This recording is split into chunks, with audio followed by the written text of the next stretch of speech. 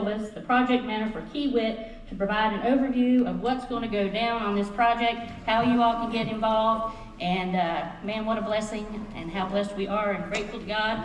And we are so tickled to have you, Luke Silvas. God bless.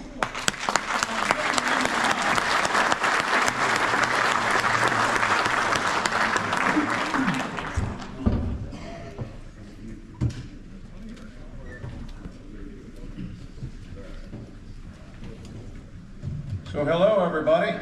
As Mayor Lamb said, I am Luke Silvas. I'm the boots on the ground, holding the steering wheel, shifting the gear guy that's going to be here every day to make sure that this project is done by the fall of 2026. Now I've got a little nugget up here for you. This is Bridge 20, and I know most of you know where Bridge 20 is at, just outside of town on Route 58, right where W&L just fixed the road here right after Helene. This is what a preliminary look at what you could be looking at there. The Forest Service has asked for an iconic structure, and we think this probably fits the bill here. So if you would, next slide. So here's what I'm going to talk about real quick. I'm going to talk about Kiewit a little bit to let you know who we are. I'm going to talk about some of our similar project experience, and when I say similar, these are projects that were built because of Helene, very similar to what we had happen here at the Creeper Trail. And then a high-level overview of how we're going to get done in 1 year on the trail. Okay? Then we're going to talk about the safety on the trail. At that time, I'll bring Mr. Kerman up, and we'll talk a little bit about that, the closure, the rescue protocols that we're going to have in place and are already working on, and then site-specific orientation. I'll touch on that in a minute. And then at the end of this presentation, we're going to have breakout sessions where we'll have those of you that would want to come to work for Kiewit and work on the trail. Also, local subcontractors, the specialty groups, the guys that have a lot to offer, they want to talk to you. And then, of course, if you have land adjacent to or in a spot you think could be an advantage to us, I'd love to talk to you about that. Also, employee lodging. Now, there's a lot of that out there already. We really appreciate that. We're taking advantage of it. But if there's more, obviously, we'd like to hear about it for places for the workers to stay.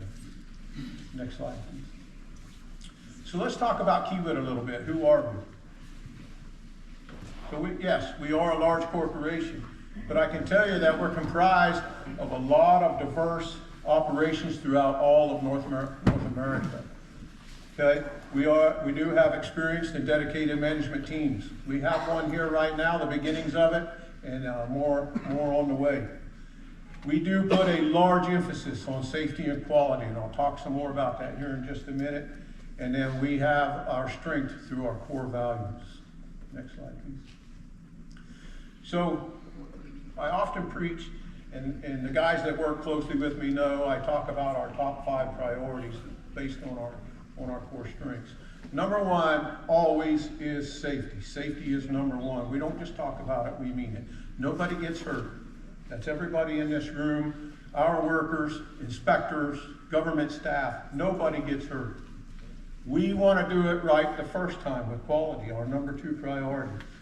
Guess what? We don't have time to do it twice or 3 times. We got to do it right the first time, okay? And then we know that the work we do matters.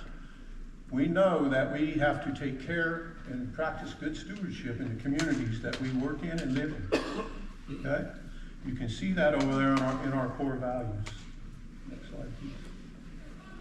So you may think Kiewit is this large corporation, right? Kind of faceless and nameless. But I can tell you, if you look closely at this slide, 2/3 of the work we do, each project's value is less than $100 million. Of that, half is $10 million or less. Those are fairly small projects, okay? So think about that a minute. Large projects, $100 million and above, is only 1/3 of our business. So that positions us well, locally and regionally. We're working right around the corner. And I'll talk a little bit more about that as well. When it comes time for a project like this, we can bring those vast resources we have from across the country in both equipment and staff and people, skilled workers, to tackle a project such as this. So let's talk about that similar project experience. And So I-40 Pigeon River Gorge, right out I-40 in western North Carolina, just a few miles from the Tennessee line. We were already working there. I lived there. My wife lives and works there during Helene, and I can tell you, my heart goes out to you guys. I know what you went through. We saw devastation like I had never seen in my life before. We were actually doing a food drive the month of September. My office was full of canned food. We had made a deal with a local church in Waynesville, North Carolina, that we were going to bring them this food at the end of the month once we had collected everything. Sunday morning, the hurricane was on Friday, September 27th. Sunday morning, I instructed one of my guys, let's get this food loaded up. Let's get it down to the church. Those people need this food. And an hour later, we're all busy. I turn around and he's standing there, pale white, tears in his eyes. I said, what's wrong? He said, Luke, the church is gone. There is no church there anymore. As you can imagine, I understand what you guys went through when you turn around in the neighbor's house that you saw. All those years, it's gone. It's just gone. People lost their lives. So anyway, we can identify with this. Here on this project, you can see that house there, and you see the slope that's going. There used to be a wood line there. There used to be a wood shop. That wood line protected her from the visibility of I-40. Miss Chambers is her name. Gone. We were able to work with NCDOT, and under an emergency permit, we were able to take rock that we had to shoot and move anyway, and we rebuilt her buttressed her slope there in front of her house to keep that from happening again. Now I can tell you there was a large outcropping of bedrock that as those floodwaters rose and became raging through there, that's what saved her house. It shielded the water away and saved her house. So we can thank the guy up there for that. You can see further across the right there what that looked like, and on the rightmost picture is that outcropping of rock that I was talking about. So next slide, the Nolichucky River in Erwin, Tennessee. I'm sure you guys heard about that as well, I-26. Those folks took a pounding too from Helene. That water rushed down the mountain and wiped out the hospital down there. There were lives lost at some of those businesses. Truly devastated. Those local government officials put out a progressive design build model. We were fortunate enough to win it, and we were there and we helped those folks out. We did finish ahead of schedule, and we were able to provide a lot of money to the community, both in fundraisers and some particular deals with the folks that build houses for those who lost their houses. So I'm pretty proud of that. So as you can see, the team that you got in front of you, it might not have been right standing here, but just on the other side of the mountain, we went through what you guys went through. So we understand the passion. We understand the dedication. And I want you to know that coming from me. Next slide, please. So let's talk about how we're going to get this done. And that's going to begin with the community, with you folks sitting right here and those you see on this screen. I can tell you that pre-bid for this project, excuse me 1 minute. I called Chris Bell and I said, Chris, I would love some of your time. I want to sit down with you and I want to try to understand what we as a contractor can do that will be a best fit, how we can best help the community generate some revenue. Since the tourism dollars are gone, what can we do to help? And Chris was gracious and kind enough to sit with me, and he gave me a lot of ideas. One of which, I'll just be a quick example, the vans that haul the bicycle riders up and drop them off at White Top, they don't have anything to do right now. Well, guess what? To minimize the impact of traffic from all of these workers that are going to be on the trail, we're going to use those vans to haul our workers up there to the access sites, right? Generate some revenue for them guys. So I'm hoping this is getting you thinking and maybe creating some creative juices here. And if you got an idea, we'd love to hear about it, okay? And then, of course, Chris, thank you so much. What a great time. Next slide, please. So let's talk about what we're going to do. We are good at looking at a complex problem and figuring out how to take care of it. The best way to do that is to break it down into smaller problems, right, and then address it. So as you can see here on this slide, we have broke the trail down into 8 segments, all of which are based on existing, already in place, existing accesses to the trail. So With that being said, most of you are very aware of it. I'll use Taylor Valley for an example. Talk to Miss Parker down there. She has a key piece of land that's perfect for us to get in there, stockpile rock on that type of stuff. I will start a superintendent and his crew there. Two of them. One will head this way, one will head that way. At the adjacent accesses, the same scenario. Superintendent, crew, both heading towards the middle of that segment, right? So now you take 8 segments, that equals 16 headings of people working on that trail, right, from access in towards each other. Now, that's already started. We are out there already doing survey, reestablishing control so we know where things gotta go back to. We already have environmental scientists out there understanding what's happened to the creeks and what needs to be protected and how. We already will be starting in here in the next week or two, the investigative work with the core drills, right? To get our soil sample, rock samples. So all that's already started, and it's going to continue growing as we work our way through the winter into the spring. Access, rock starting to come in, slope failures being fixed, temporary bridges put in, all that stuff so that we, as quick as we can, have access throughout the whole corridor. Now, with that being said, as you can imagine, we're going to ramp up to about 170 workers and about 80 staff. So you're looking at 250 people. Now, that's Kiewit's forces. I'm not counting all the subcontractors involved in that, inspectors and all those types of people. There's going to be, the picture I'm trying to paint here is that trail is going to look like an kicked over anthill, if you get my gist. There's going to be people everywhere. And so that brings up a particular challenge that I want to address, and I'll get to here in a minute, that we need to talk about, because I'm going to need your help with it. Next slide, please. And that is safety on the trail. And Kermit, if you would, I'd like Kermit to come up and talk about the closure a little bit, and then I'll jump right back on here.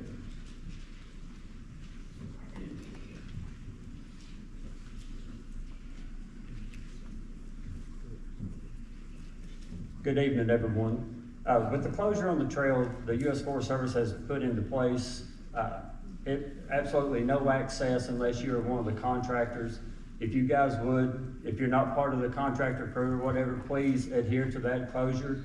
It will be strictly enforced by the U.S. Forest Service Law Enforcement Division, the Washington County Sheriff's Office, and also with my office as well.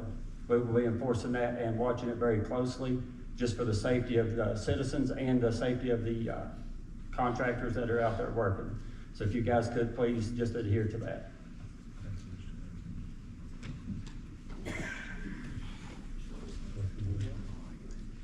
So, as I said earlier, we understand how important this project is. I get it. I have heard and talked to many of you, and I understand the passion, how much you love this trail, what it means to you, to your livelihoods. I get it. I understand that you need to know. You need to know what's going on. I understand that, I do. And I have compassion for that. However, this is an active construction site, as I'm saying up here on the slide. And for your safety and our safety, I'm asking you to stay out of there and stay out of the way. We are under a closure. Right now, the closure is not right in town, but it will be soon. Okay, and demolition will begin on those bridges soon. And as Kermit said, local law enforcement will be there. Now, we have partnered with Kermit and Mike Johnson, and we're already talking about safety and rescue. Heaven forbid, knock on wood, I hope we never need it. But we're putting all those things in place to go along with that. Any subcontractor, any Kiewit employee, any inspector, before they are allowed on the site, have to go through Kiewit's site-specific safety orientation. In that orientation is going to be general basic safety rules of things that we do in and out every day, but it's also going to describe what if scenarios. We're going to tell everybody, hey, if you get hurt and you can't dial 911, here's what we're going to do. Kermit and his folks are kind enough to help us have all this stuff in place. That site-specific orientation is extremely important so that you understand if something does happen, what's going on. So again, for your safety, for our safety, and everybody involved, please adhere to the closure. Next slide, please. So some final notes here, some things that are coming up. There is going to be a groundbreaking event on December 11th. There's going to be more information coming out on that. Also, we will be putting out a Virginia Creeper Trail website. Kiewit will be putting that out, and Chris is going to help us. We're going to get a good cadence on that, likely twice a month. We're going to get pictures on there. We're going to get updates. We're going to have progress trackers. We're going to get the information out to the best of our human ability, and as I said, Chris is going to help us with that. Now, we do have our media contacts. Their name and email address is up there. Email is the best way to get a hold of them. If you have any questions that I can't answer, please reach out to Teresa and Kathleen. And now for our breakout groups, like we talked about, those of you that want to work with Kiewit, whether staff or craft, we need operators, laborers, carpenters, those types of folks. Please go to the cafeteria here for the breakout. Local subcontractors, specialty folks, demolition, those types of things, please go to room 110. And 110 is this way, down the hall. And then those of you that may have some land that you think would be beneficial for us to look at or utilize and would like to lease it to us, or those of you who have lodging, potential lodging that workers could stay in, short or long term, we would like to hear about it. Please go to room 100, which is out the doors in this way. So with that, I can't tell you how much I appreciate your passion about the trail. We have been met with welcome, open arms like I've never seen in my life. What a great community. I feel like I just stepped out of my house, front door, and I'm right here. It's like being at home, and I can't tell you how much I appreciate it, Michael. You guys are just wonderful folks. And we're looking forward to grinding away at this thing with you. Thank you very much.